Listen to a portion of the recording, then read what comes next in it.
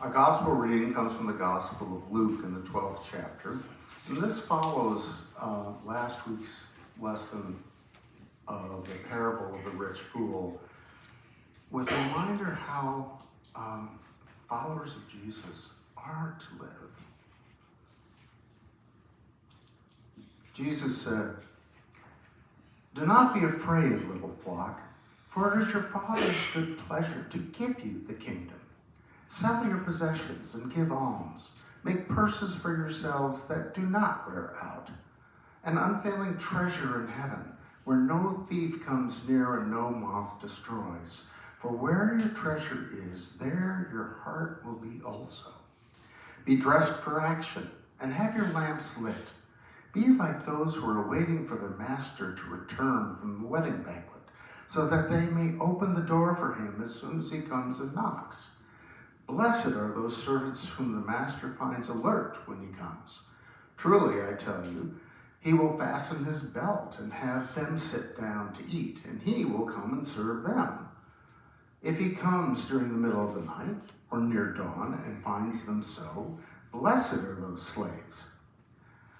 But know this, if the owner of the house had known at what hour the thief was coming, he would not have let his house be broken into. You also must be ready, for the Son of Man is coming at an hour you do not expect." Here ends our reading of God's Word. Amen. I invite Peggy Halvorsen forward to speak on Teamwork Africa.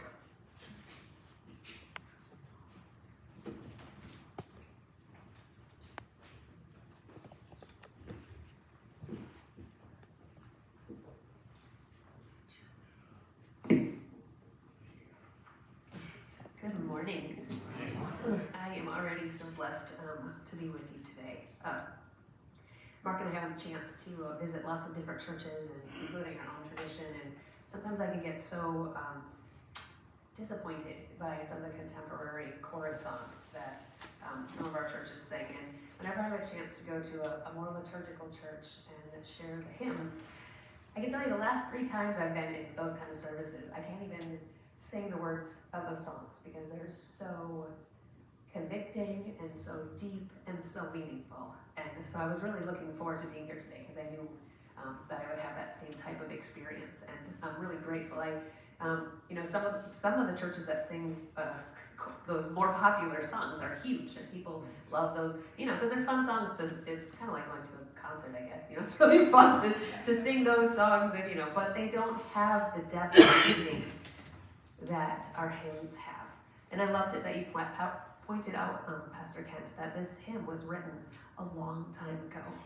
It's not something that was a new idea. It's something that generations of people who follow Jesus cared about. And it's something that we need to care about today, which ties into what I want to share with you today. I'm just calling it Stop, Change, and Do. So, I was looking at all the scriptures for today were just so good.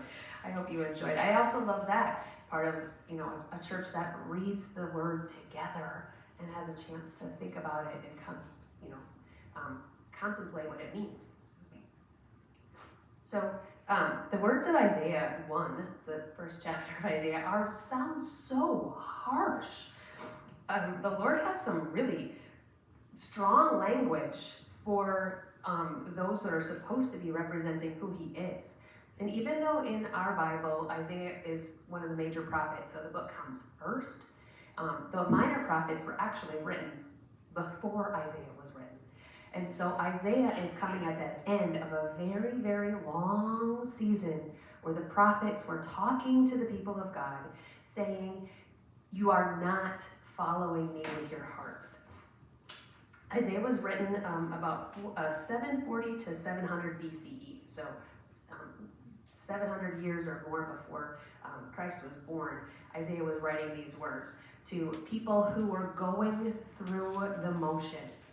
They were following the rules of all of the sacrifices and rituals and all that kind of stuff, but they thought that if they did that, it would cover up for the ways that they were hurting people, the way that they were living selfish and greedy lives, the way the strong was oppressing the weak, and the way the rich were robbing from the poor. And God is saying, I don't care about your religious activities if you are not following my heart. And so what does he say to do then? He's like, okay, so just stop all the religious stuff. Stop and change. He tells them to wash and be clean, to take the evil deeds out of his sight. And I don't think that means like do them in secret. I think that means stop doing them altogether, because there's nowhere you can go where God can't see you, right? So that means it's just stop doing the wrong things that you're doing. So stop doing all the, okay, so then so now I'm gonna stop doing all my religion. I'm gonna stop doing the things that are wrong and evil. And then there's a beautiful verse from verse 17. It says, learn to do right, seek justice, defend the oppressed, take up the cause of the fatherless, and plead the case of the widow. So he tells us to learn, to seek, to defend, to take up the cause, and to plead. And I was thinking about each of those things, and I was like, how could I describe so how do we do that? And the more I thought about it, I thought that's not a question that I need to answer for you. Those are words that each one of you need to take home and look at and say, what does it mean for me to learn to do what's right? What would it look like for me to seek justice in my community?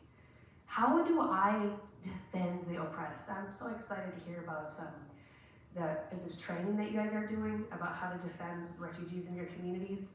Amazing! I wish I heard news like that in multiple congregations across our country.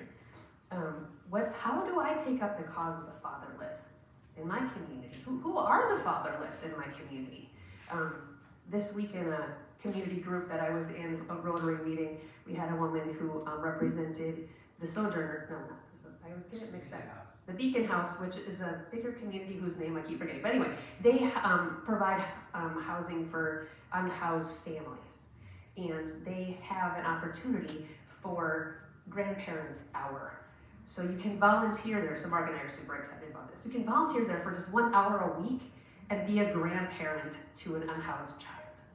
And I was like, I'm so busy, but I'm like, we've got to have 1 hour a week to go read stories to children and and play with kids. So, and then the last one was to plead the case of the widow, which I also, in the days that Isaiah was writing, the widow represented the poor of their society.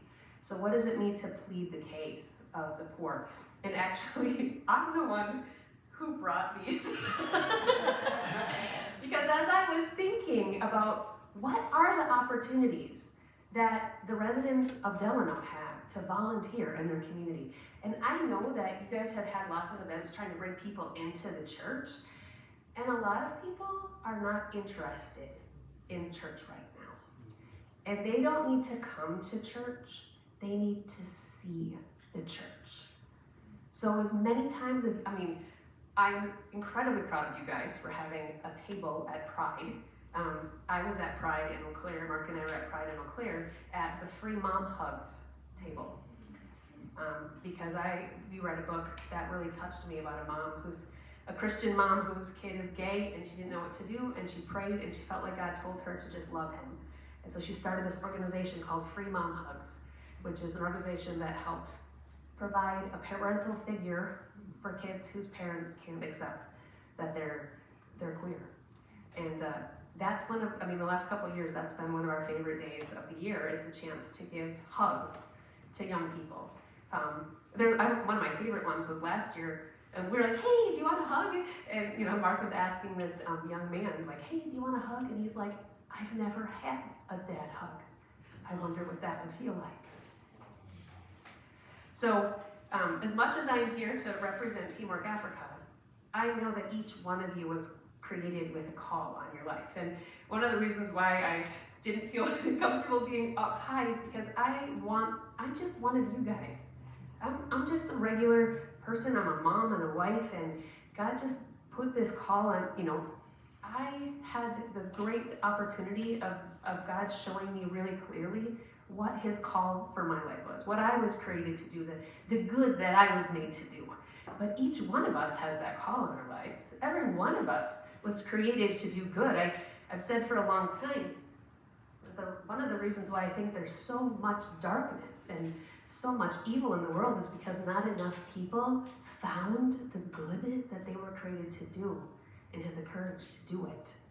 So I want to encourage you to be the church out there that people can see. And I wonder if as they see us being the church out there, they might be more interested in joining us with the church in here. Even though Isaiah talked about this 700 years before Jesus was born, the Apostle Paul repeated that message 40 or 50 years, I wrote down the date, around 50 AD, he had this very similar message to the church in Corinthians from Corinthians chapter 13, 1 Corinthians 13, which you're very familiar with. But he says, if I talk in the tongues of men or angels, but I don't have love, I'm just a resounding gong or a clanging cymbal. If I have the gift of prophecy and I can fathom all mysteries and all knowledge, and if I have the faith to even move mountains, but I don't have love, I am nothing. If I give all that I possess to the poor, and give my body over to hardship, that I may boast, but do not have love, I gain nothing. God is not looking for people who go through the motions, the people who look good, but have hard and hateful hearts on the inside. I was looking at some of the 10 Commandments, and I think the people during Isaiah's time were very good at obeying the 10 Commandments. But I feel like Paul and Jesus, when he said, hey, you've heard it said this, but I say this. I'm like, it's not about don't murder, but are you loving? It's not about don't commit adultery, but are you respecting the relationships of other people? It's not about just don't steal, but do you give generously? It's not just don't lie, but do you speak the truth? It's not about just don't covet other people's things, but can you be happy for others and be grateful for what you have? And even as I was sitting here today thinking about this message and hearing your announcements and the things that you look forward to doing in this church and the songs that we're singing, I know that I was standing there thinking, I'm not sure I have anything new to tell this body of Christ, but maybe just a reminder and affirmation. And I actually thought of the verse from Galatians that says, don't grow weary in doing good, for in due season you'll reap a harvest if you don't give up. And I have a whole lot more I'd like to share about Teamwork Africa. And do you want me to share a little bit now? Okay. I'm always want to be careful to respect people's time. So anyway, if you're interested in opportunities to volunteer in Delano, you can grab those. Teamwork Africa, we are in our 15th year of Teamwork Africa now, and we have learned a lot. And when we started out, we kind of tried to do a little bit of everything. And after about a decade, the last couple of years, I've really spent some time reflecting on where we have seen impact and where I have been disappointed by the lack of real progress and real change. And so one of the things that I noticed is that I have update booklets for each family or whatever in the other room, so you can each get one of these. But one of the first things that I noticed was that 70% of Liberians are under 30 years old. So the entire population of Liberia, 70% of the people are less than 30 years old. And it has to do from the horrible civil war a few decades ago. It has to do with lack of health care and the impact of Ebola. But this is an entire country that's missing grandparents. It's missing parents. It's missing mentors and guidance for young people. A sentence from a couple years ago said that only 58% of the population is considered literate. So that's, how much am I at, 32%, 42%? That can't read at all. And The literacy is defined by the ability to read a simple sentence, read and comprehend a simple sentence in your language. So 58% of the population in Liberia can read at least second or third grade level. And in the rural areas, I have charts in here that in the rural areas, it's terrible. The literacy rate is even lower, of course. And then the educational opportunities. My print on here is so small. I printed these out this morning because they're from my yesterday I printed them out from my PowerPoints. They're hard to read, but a third of the population, 35% of Liberians 15 and older, so this isn't including little kids who haven't gone to school yet, but of Liberians 15 years and older, 35% of them have not gone to school a day in their life. And only 24% of Liberians have got through 8th grade. So when I looked at the number of young people in Liberia and the lack of education and the frustration that I've had over the projects that we've done that have not produced the change I wanted to see, I came back to the idea that without quality education and without mentorship, these cannot be sustainable projects. So we decided to refocus our efforts on mentorship and education. So our new vision for Teamwork Africa is to put God's love into action by educating and mentoring Liberian youth so that they will live out the example of Jesus in their families and communities. And we do that through education. We started our own school 2 years ago, and we're going to be starting a new school this year. So I'm very excited to tell you more about that. We also provide scholarships, our Starfish Kids program. We had 186 kids that we sent to school last year, and I have a very ambitious goal of trying to add 50 new students because we're opening up a new school. So I want to be able to offer scholarships at our new school as well. And we also have a very vigorous mentorship program where we have groups specifically for girls and groups for boys, and then we have a really powerful trauma counseling group that meets twice a month with girls who are either at risk for trauma or girls who have already experienced trauma. And I'm going to Liberia September 3rd, and I'm going to be there for 3 weeks to open those up, our school up, and to see our staff and things like that. So super excited when we get into the room to do some question and answer for you guys to hear more about what's going on and to look through this. But this is part of what God has called Mark and I to do in our lives, along with also caring about our local community, because I think sometimes people think you have to choose one or the other, and you don't. Like, wherever you go, we are all the same. And my neighbor can be the person whose house is right next to mine, but my neighbor is also the person across the world that I have the opportunity to interact with. I got a message from Ophelia while I was sitting here, and I'm like, Ophelia, I can't answer your message right now. I'm about to give it to you. We're having a presentation. But those people are my neighbors too. And because I'm here, they're your neighbors now too. So I really appreciate the chance to be here. Mark and I are always excited to come and share with you, to see old friends and to meet new ones. And I just pray that you'll feel encouraged with the work that you're doing and motivated to see what more God might have for you. Thank you.